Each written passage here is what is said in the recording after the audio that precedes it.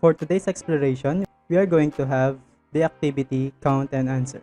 We have to analyze the situation carefully and then answer the questions that may lead us to fully understand the fundamental counting principle.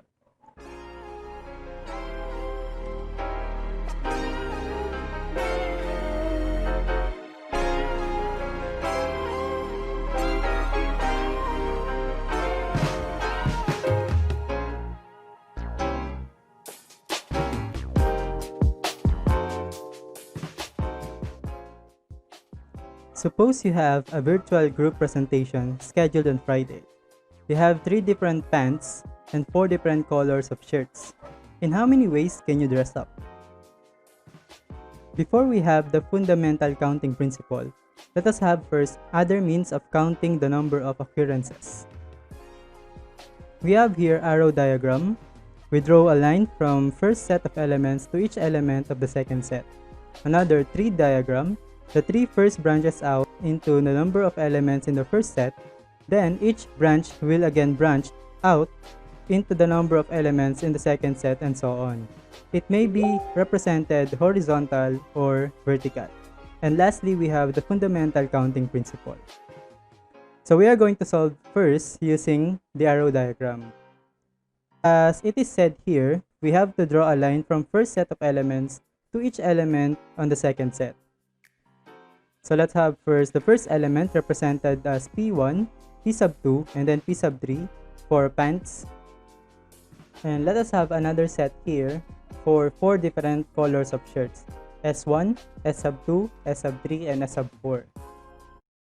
As it is said here, we have to draw line from first set going to the second set. So let us have here from pants number 1, we have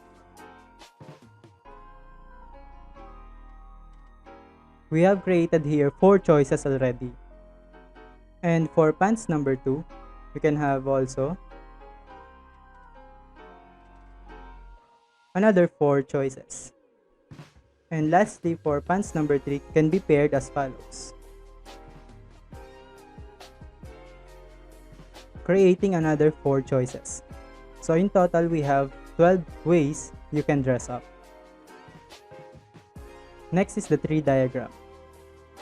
So it is said here that the tree first branches into the number of elements in the first set. So therefore we have pants 1, pants 2, and then pants 3.